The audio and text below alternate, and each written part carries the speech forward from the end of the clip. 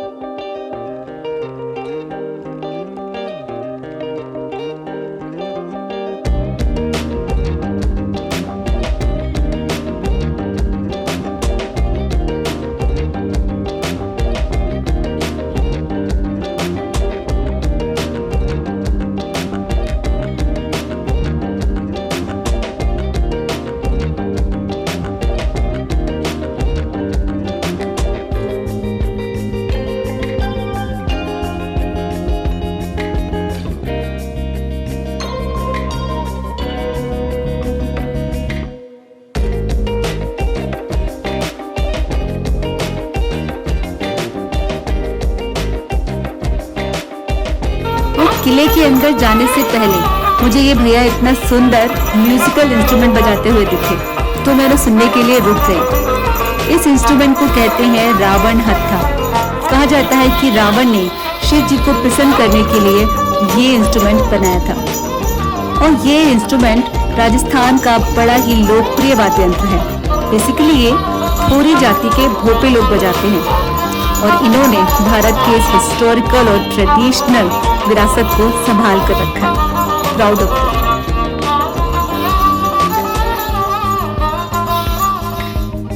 जी हाँ, बिल्कुल सही समझे। मैं बात कर रही हूँ आमेर फोर्ट की। और आमेर फोर्ट की बात करें तो इसे बनवाया था 16वीं शताब्दी में राजा मान सिंह प्रथम ने।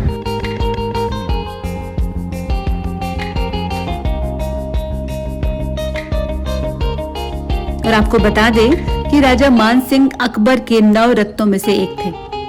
इसके बाद सन 1727 में सवाई जयसिंह द्वितीय ने अपनी राजधानी आमेर से जयपुर शिफ्ट कर ली और इससे पहले यानी जयपुर से पहले कछवाहा यानी मौर्य वंश की राजधानी आमेर ही थी। आमेर फोर्ट को पहले कदीमी महल के नाम से भी जाना जाता था। और जिस जगह पर खड़ी हुई हूँ इस जगह को बोलते हैं जलेब चौक। यहाँ पर 2 दरवाजे हैं, मैं आपको दिखाती हूँ।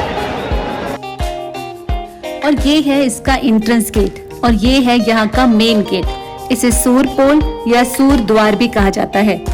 ये पूर्व में स्थित है तो सूर्य उगने के कारण इसे सूर्य पोल कहा जाता है। राजस्थान में पोल का मतलब द्वार यानी गेट होता है। और इसी प्रकार इसके साउथ में भी एक गेट है जिसे चांद पोल कहते हैं।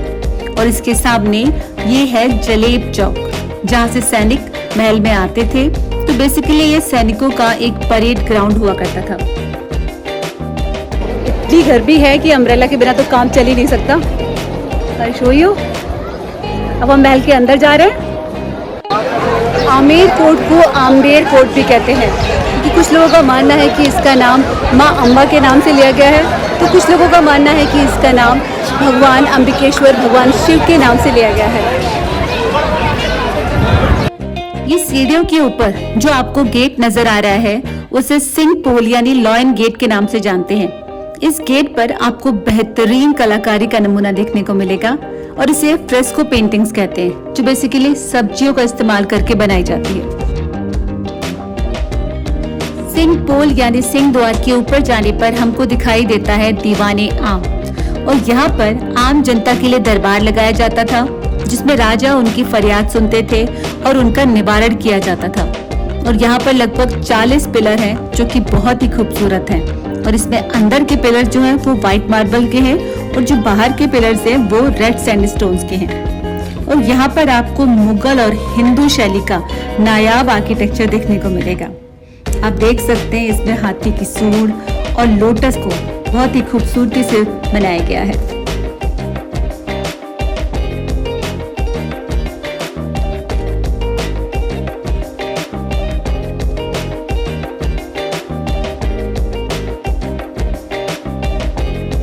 दीवाने आम के बगल में जो ये इमारत है उसे 27 कचहरी कहते हैं। यहाँ बेसिकली 27 आर्च हैं जो कि 27 खानों में बटी हैं और ये उस समय के 27 गांवों को रिप्रेजेंट करती है। यहाँ पर उन सब के अकाउंट्स मेंटेन होते थे, तो बेसिकली ये अकाउंट डिपार्टमेंट होता था। और यहाँ पर बने ये पिलर्स, ये आर्च, उस पर डिजाइन बहुत ही खूबसूरत है।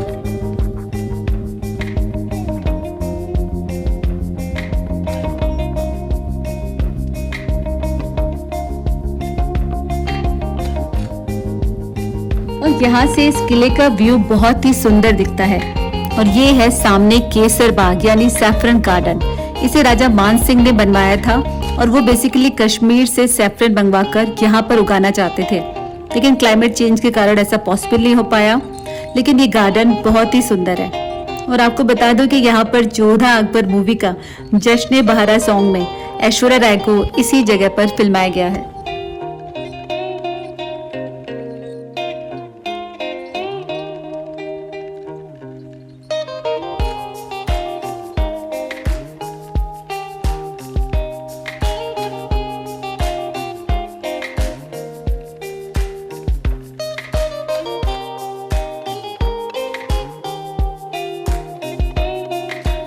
और ये है हम्माम, टर्किश बाथ। अरबियन लैंग्वेज में स्नान घर को हम्माम कहते हैं।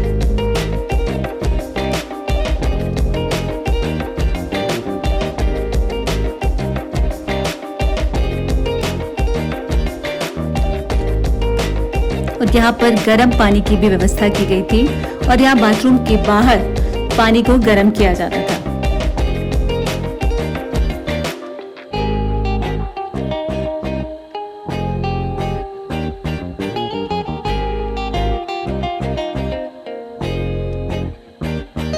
उस जमाने का ये है बाथटब।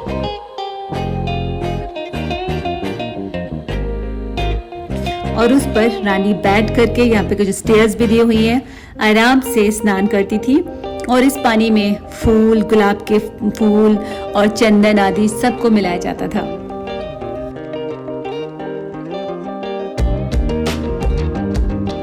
और यहाँ पर ये 2 जगह साइड से दी गई हैं। एक जगह से ठंडा पानी आता था और एक जगह से गर्म पानी।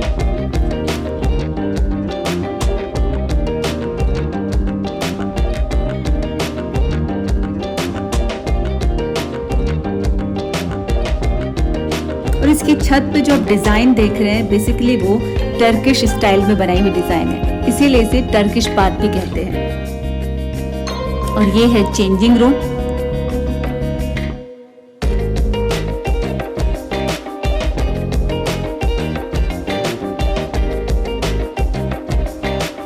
और यहाँ पर ये है गणेश पोल यानी गणेश द्वार, जो कि येलो, रेड सैंडस्टोन और व्हाइट मार्बल से बनाया गया है। यहाँ पर गणेश जी की बहुत ही सुंदर पेंटिंग भी बनाई गई है और ये यहाँ का सबसे सुंदर द्वार है। और यहाँ पर भी आप बेहतरीन नक्काशी देख सकते हैं, जो कि अगेन फ्रेस्को पेंटिंग है।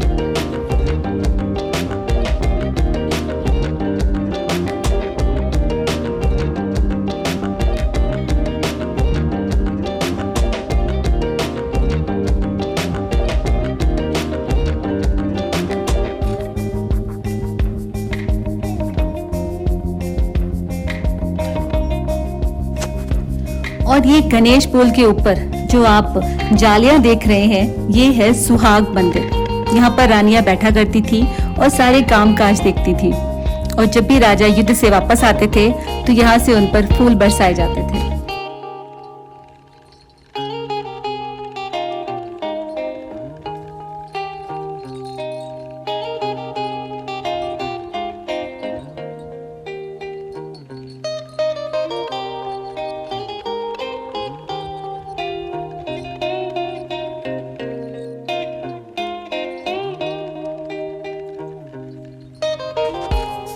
और यहाँ पर नीचे आपको जो गेट दिख रहे हैं वो राजा का डाइनिंग एरिया हुआ करता था और किचन भी यही होती थी और ये सारे स्टोर का काम करते थे।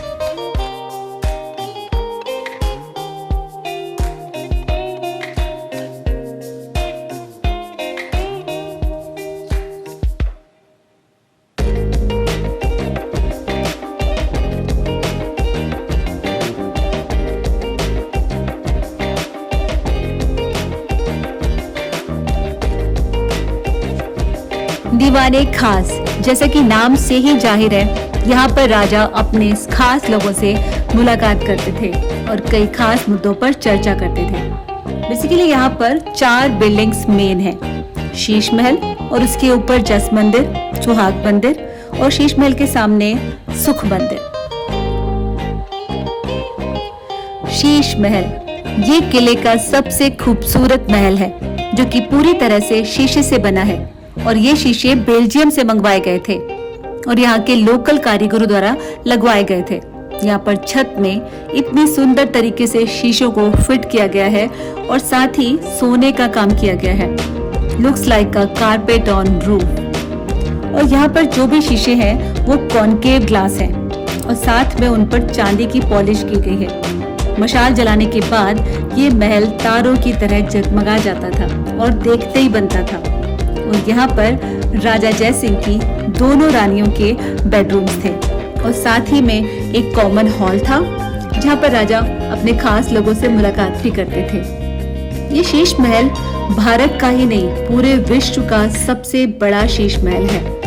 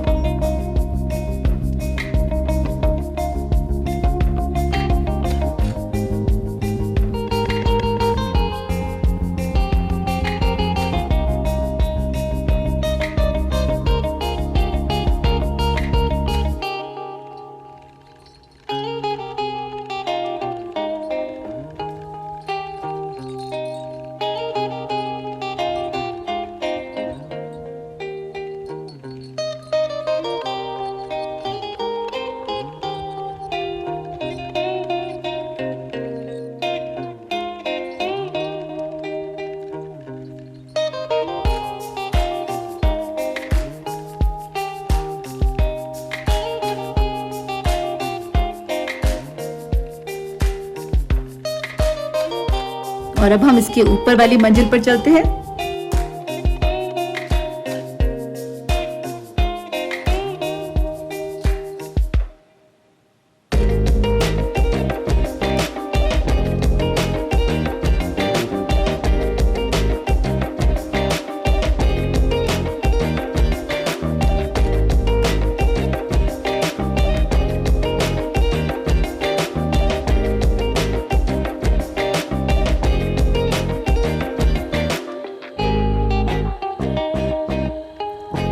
ये है सुहाग मंदिर। यहाँ पर सिर्फ मैरिड वुमेन्स को ही जाने की अनुमति थी। विडोज या अनमैरिड फीमेल्स का यहाँ जाने की अनुमति नहीं थी। राजपूत महिलाएं दीवाने आम में हो रहे आयोजन देखती थी और उस समय राजपूतों में पर्दा प्रथा थी, तो रानियां लोगों के सामने नहीं आती थी।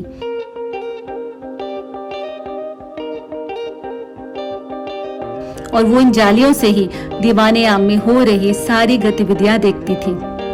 और जब राजा युद्ध के बाद यहाँ आते थे तो रानियां इन खिड़कियों में से फूल बरसाकर राजा का स्वागत करती थी। और यहाँ की जालियों को बहुत ही खूबसूरती से बनाया गया है।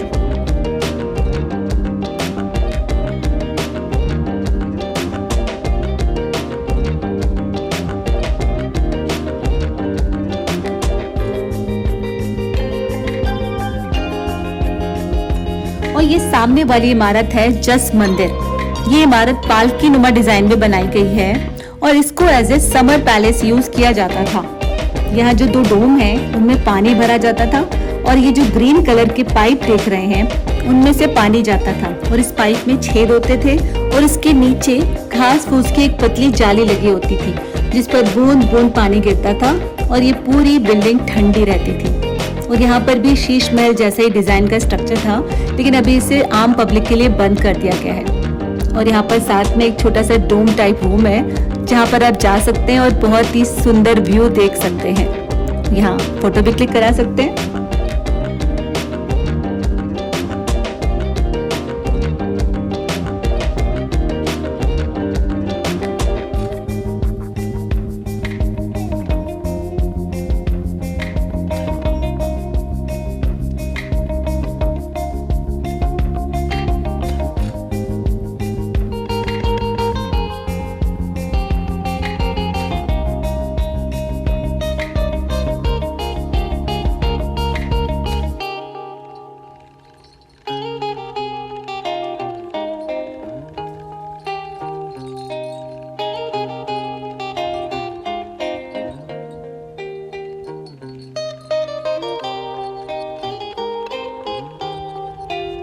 और ये है 4 बाग स्टाइल में बना हुआ गार्डन जो कि इस किले की खूबसूरती में 4 चांद लगा रहा है। ये शीश महल और सुख निवास के बीचों बीच बना है और ये बेसिकली रानियों के एंटरटेनमेंट के लिए बनाया गया था, क्योंकि उस समय राजपूतों में पर्दा प्रथा का चलन था और रानियां बाहर नहीं जाती थी, इसलिए किले के अंदर ही खूबसूरत गार्डन बनाया गया था और इस गार्डन के बीच में फाउंटेन भी लगाया गया है।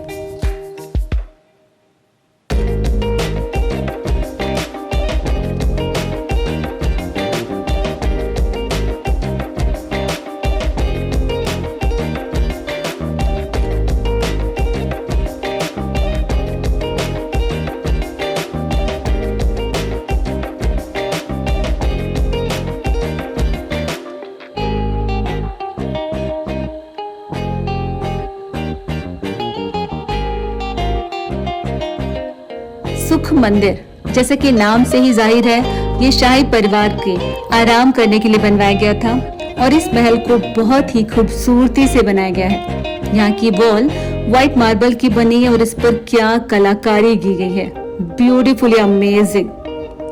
और यहाँ पर ये छोटे छोटे खांचे देख रहे हैं, इस पर लालटेन और दिए रखे जाते थे और जिनसे रोशनी होती थी। और यहाँ पर आप देख सकते हैं उस जमाने की व्हील चेयर रखी हुई है जो कि काफी खूबसूरत है और जिस पर रानियां सवारी करती थी। और ये है उस जमाने का एसी। यहाँ पर ये जाली नुमा झरना है जिस पर पानी गिरता था और जिससे ये महल ठंडा रहता था और फिर वही पानी नालियों के द्वारा सामने के गार्डन में यूज हो जाता था।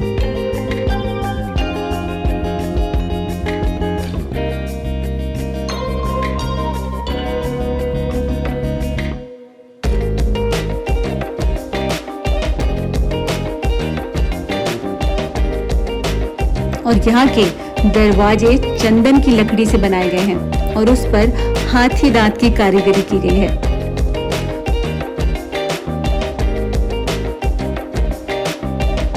और अब हम चलते हैं इस किले के आखिरी हिस्से में, जो कि है जनाना महल।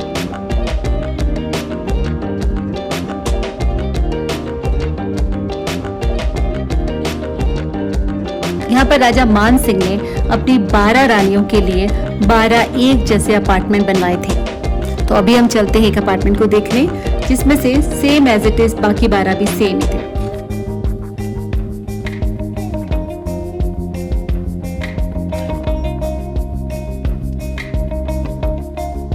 तो इसमें सबसे पहले एक बड़ा सा हॉल होता था, फिर एक बेडरूम होता था, और बेडरूम के साथ में आप जो देख रहे हैं यहाँ पर एक बाथरूम होता था, और फिर एक किचन होती थी।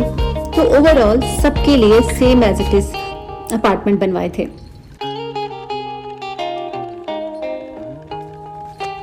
और राजा मान सिंह का महल ये ऊपर की तरफ होता था, और यहाँ पर हर अपार्टमेंट में सीढ़ियां होती थी, जिससे राजा मान सिंह अपनी रानी से मिलने आ जाते थे। और राजा किस रानी से मिलने जा रहे हैं ये दूसरी रानी को पता भी नहीं होता था।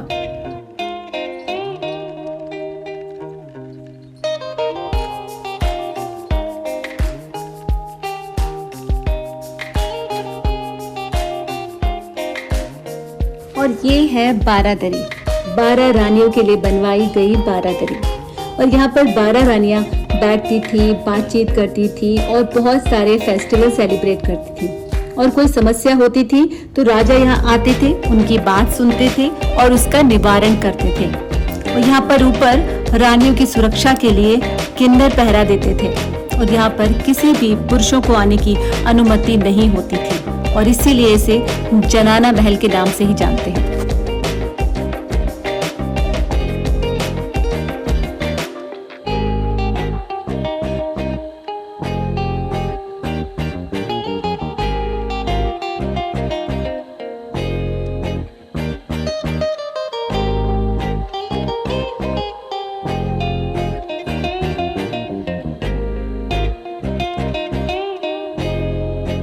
और ये है टनल का रास्ता।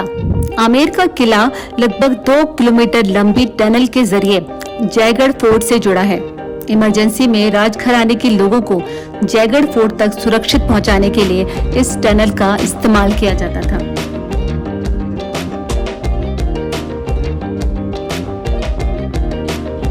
और ये जो बड़ी बड़ी कढ़ाई देख रहे हैं, ये उस जमाने की नहीं है।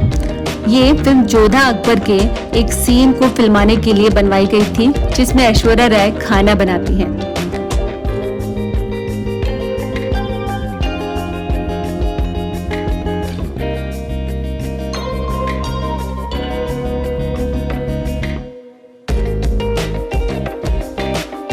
दोस्तों, इसी के साथ हमारा आज का आमेर किले का सफर यहाँ समाप्त होता है। आई एम श्योर आपको वीडियो पसंद आया होगा, सो मुझे कमेंट सेक्शन में जरूर बताइएगा। Thank you for watching my videos. So please subscribe to my channel, like and share with your family and friends. Keep watching, stay connected.